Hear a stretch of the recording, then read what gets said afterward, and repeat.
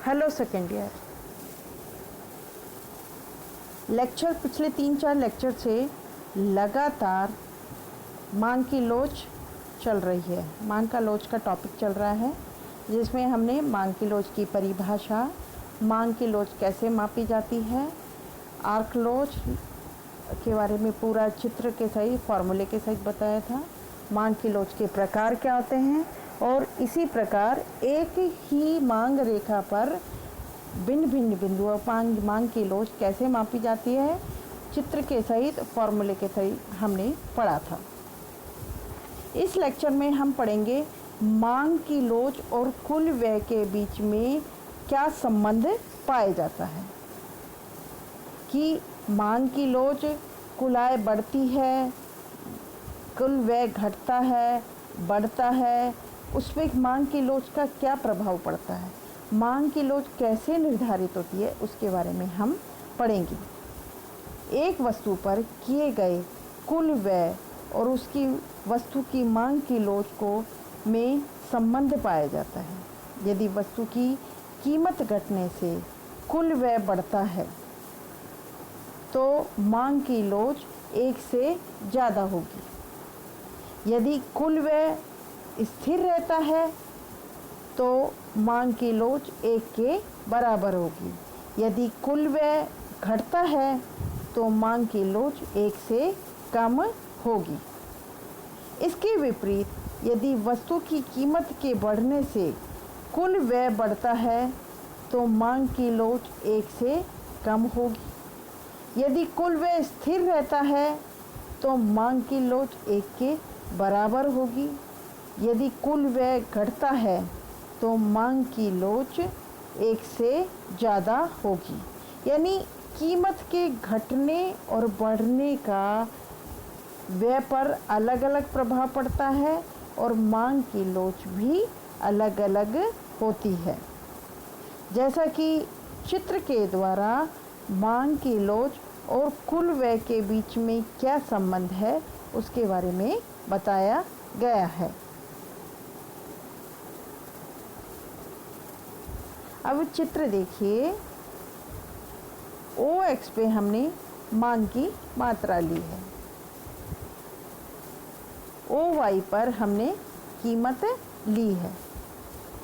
शुरू में कीमत OP होने पर T बिंदु पर, यह हमारी मांग रेखा है DD, शुरू में कीमत OP होने पर T बिंदु पर संतुलन होता है और मांग की मात्रा OM होती है।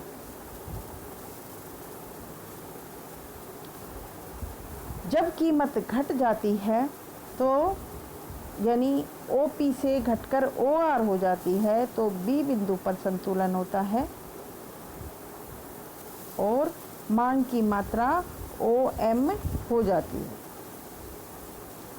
अब आप खुद देखेंगे कि कीमत का जो क्षेत्रफल है वो है PRTS और मात्रा का क्षेत्रफल है SBMN। आप देखते हैं कि कीमत कम घटी है और जबकि मांग की मात्रा ज़्यादा हुई है। तो यानी कीमत के घटने से कुल व्यय बढ़ने से मांग की लोच 1 से ज़्यादा होगी। यानी कीमत OP से घटकर OR हो जाने पर कुल व्यय OMTP से बढ़कर ONBR हो जाता है, जो पहले से अधिक है, क्योंकि MNBS आयताकार PRST आयताकार से अधिक है। अतः यहाँ मांग की लोच 1 से अधिक होगी। इसी प्रकार कुल व्यय के घटने पर, यानी कीमत जब कम होती है और कुल व्यय भी घट जाता है तो ऐसी स्थिति में मांग की लोच कैसी होगी, 1 से कम, जैसे कि इस डायग्राम से बताया गया है।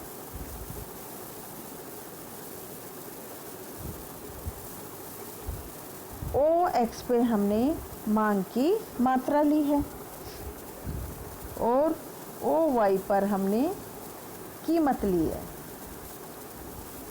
डी डी हमारा मांग वक्र है जहाँ पर दो बिंदुओं पर संतुलन है टी और बी। शुरू में कीमत ओ पी होती है, टी बिंदु पर संतुलन होती है, तो मात्रा क्या हो जाती है ओ एम, यानी क्षेत्रफल क्या हो गया ओ पी टी एम। अगर कीमत घटकर ओ पी से घटकर ओ आर हो जाती है तो बी बिंदु पर संतुलन होता है और मात्रा हो जाती है ओ एन। अब आप खुद इस डायग्राम में देख रहे हैं कि कीमत में परिवर्तन ज़्यादा हुआ है बजाय मांग के में, यानी कीमत के ओ पी से घटकर ओ आर हो जाने पर कुल व्यय ओ पी टी एम से घटकर ओ आर बी एन हो जाता है, लेकिन ओ आर बी एन की राशि ओ पी टी एम की राशि से कम है क्योंकि एस एम एन बी आयताकार पी आर एस टी आयताकार से छोटा है।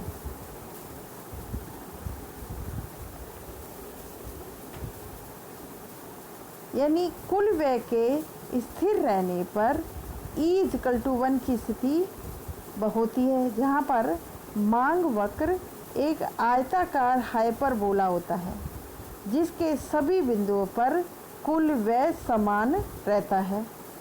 अतः ऐसे मांग वक्र पर समस्त दूरी एक, यानी जहाँ पर मांग की लोच एक के बराबर होती है। कहने का तात्पर्य है एक आयताकार हाइपरबोला वक्र पर किसी भी बिंदु पर संतुलन स्थापित होता है, उस सब बिंदुओं पर जो क्षेत्रफल होता है वो सबका समान होता है। अब क्षेत्रफल समान होने से तात्पर्य सभी बिंदुओं पर कुल व्यय समान रहता है। अर्थात उदाहरण के लिए मान लीजिए कि कीमत 5 रुपये है और मांग हो गई 100, तो यानी टोटल कुल व्यय हो गया 500। अगर कीमत हो जाती है 4, यानी पहले कीमत 5 थी, अब क्या हो गई 4। ऐसी स्थिति में एक उपभोक्ता उतनी ही मात्रा में क्या बढ़ाएगा, यानी कीमत में परिवर्तन हो गया 20%। उसी अनुपात में वो अपने व्यय को बढ़ाएगा ताकि कुल व्यय 500 के बराबर हो।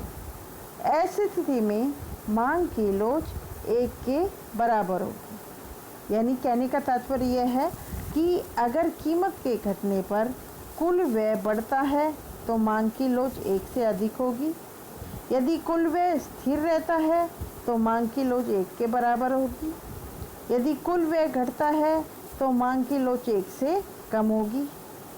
इसके विपरीत यदि वस्तु की कीमत के बढ़ने से कुल व्यय बढ़ता है तो मांग की लोच 1 से कम। कुल व्यय स्थिर रहता है तो मांग की लोच 1 के बराबर।